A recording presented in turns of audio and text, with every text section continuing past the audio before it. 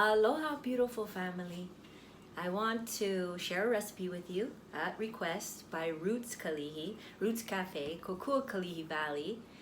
They had a request from a man named Scott who asked me to show them how to make the cinnamon buns. Now, I'm gonna show you. It's not even hard. People think that using activated yeast in a recipe is really hard, but it's not. It's easy, it's simple, and I'm gonna show you how simple it is. All right, aloha, let's get started. First, we need to get our yeast activated. You can buy fast-acting activated yeast. This is not like nutritional yeast. It's not the same, guys. So I'm gonna use 2 packets in here because I like my cinnamon buns light and fluffy and airy. And this will keep them that way. This will make them that way. I'm also gonna put in some granulated sugar. Now, I put 2 packs of the yeast and I'm gonna put about maybe 3 heaping tablespoons of the sugar. The sugar activates the yeast, and you have to combine lukewarm water with it. Tepid water, warm water, not hot. And this is going to sit for about 10 to 15 minutes. Gets all foamy on top. Now, if it doesn't get foamy on top, then you know that your yeast is bunk, it's dead, or you've killed it because the water is too hot. Now that's crucial. So you don't want to put too much water. I mean, too hot of water. This is how much water I'm putting. Sometimes I need to add more water when I'm making the buns, but this is gonna be enough to mix in the yeast so that the flour can get all airy and doughy and delicious and fluffy.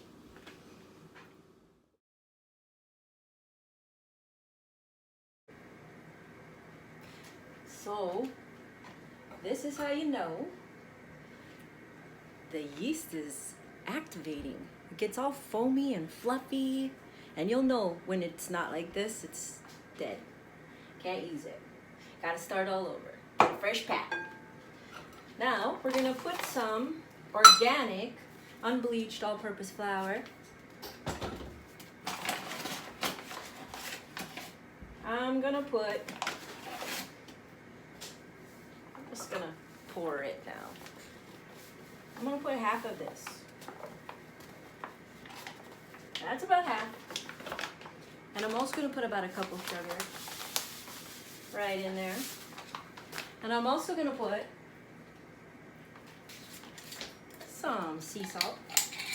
I would say that's about a teaspoon and a half.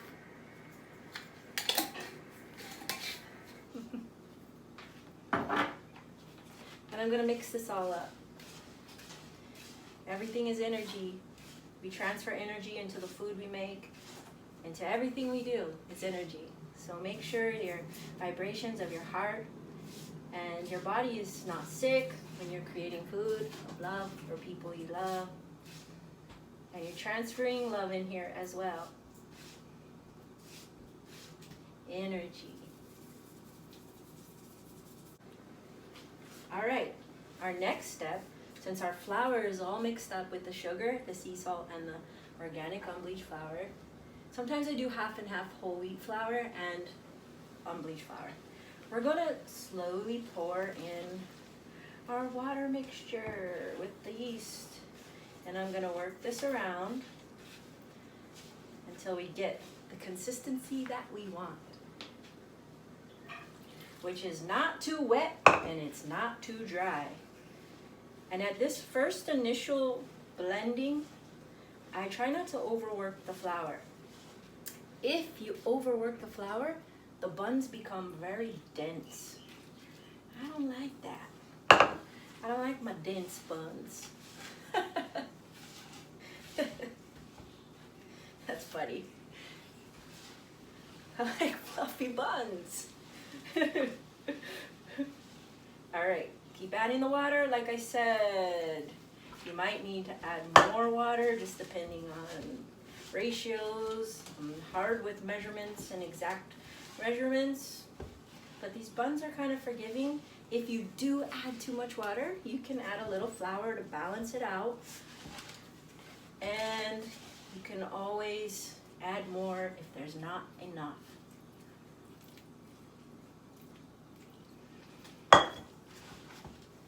So, I like to make sure there's no loose flour on the bottom. It does stick to your hand, but you're working it around. You can see the consistency. Can you see that? It's hard a little bit. I'll give an up close view with the camera in a second. But I'm still just working. I'm trying to keep one hand not dirty. It's not always the easiest. And a little bit more water, just a tiny bit. You can tell that it's easier to be, it's more mobile, sticky. Now this next process, I'm gonna add about half a cup of coconut oil. And then I'm going to let this bugger sit. See how I haven't worked it too much?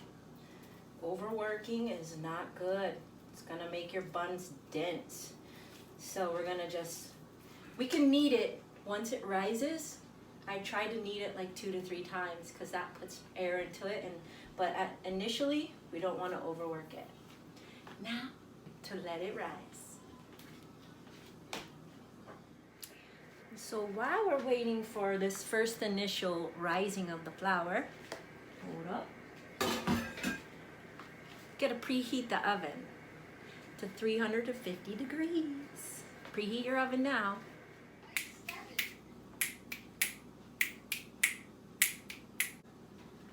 It's been about 15 minutes. Ooh, the oven preheated. And now I'm gonna just knead this for the first time.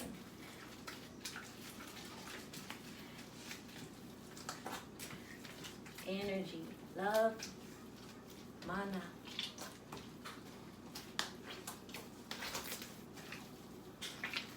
Put it all in. Give thanks and praise to the Most High Jah.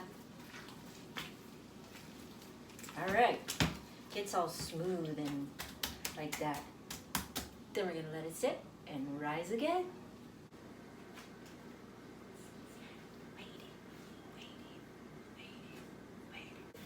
No, why did you press it? For why?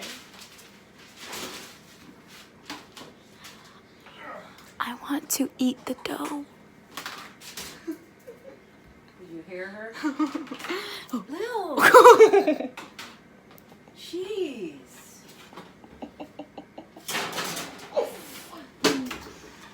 I want to eat the dough. Ow. Let me have some dough. She wants to eat the raw dough ever since she was little.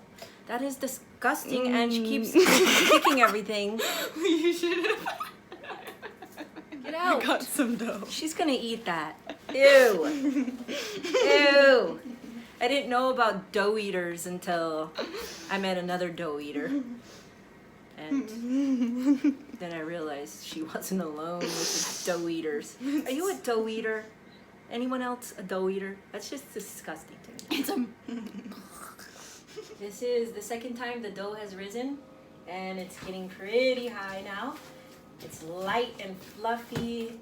It's easy to work with. It's pliable, squishy, and it's perfect. So it's ready to roll out. That's the next step. So finish kneading this and get my area ready for assembling the buns. I hope you're having a beautiful day. A buntastic day. So this next step, I'm going to put flour out on my surface area.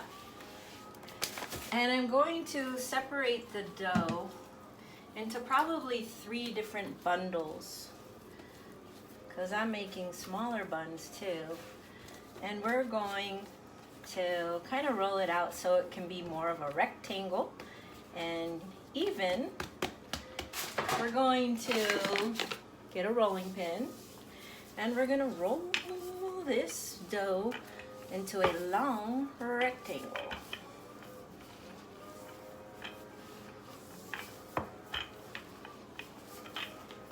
Once you get it rolled out, we're going to also have it a little bit widen it as well and pull it out to the sides.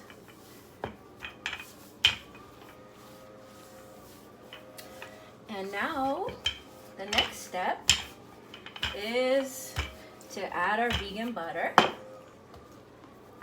And I'm using the Earth Balance vegan butter. You want to spread the butter completely over the surface area of the dough. You can be generous. And then we're going to add, you can leave that for the next one. Let me wipe my hands off real quick. Then we're gonna add our brown sugar. Hi, I'm right here. Okay, so we're gonna add enough brown sugar also to cover the butter. So you want to completely cover the butter with the brown sugar. Next, we're gonna put in some ground cinnamon all over the top. And the same goes for covering. Cover the brown sugar with cinnamon. Now, usually, I will grate cooked challah over the top of this. But I don't have any cooked challah. So I'm gonna add a little vegan chocolate chips to this one. Right over the top. Sometimes I put peanut butter and almond butter in here too. And then we're gonna start the edges. And we're gonna tuck and roll, tight rolls.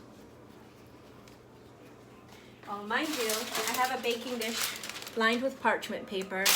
I'm gonna add a little butter to the bottom of this.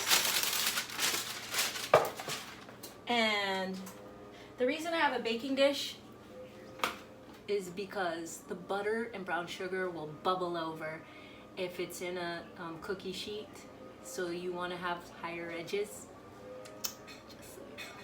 Otherwise, you'll start a fire like I did at Ho'ulu Aina. Oh my goodness, in the oven.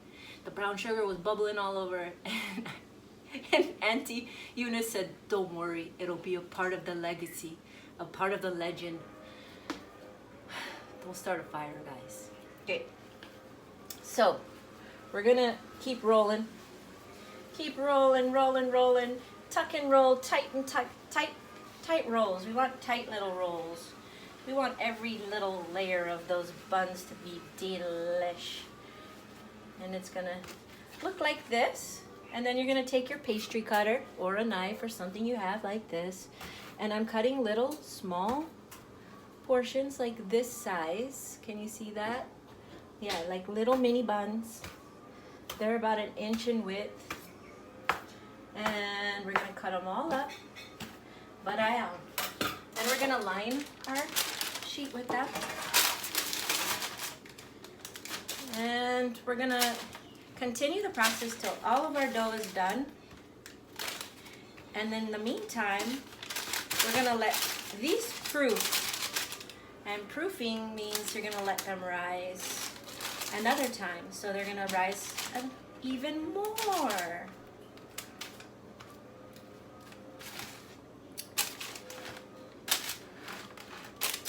Just like that.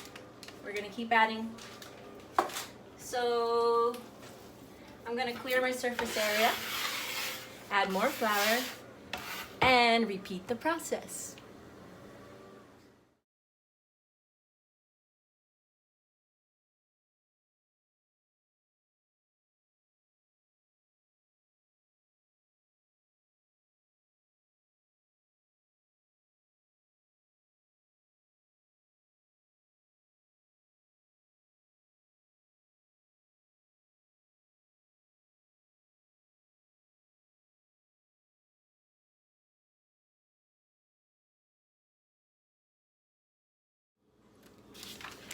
So I was able to make 2 pans of buns.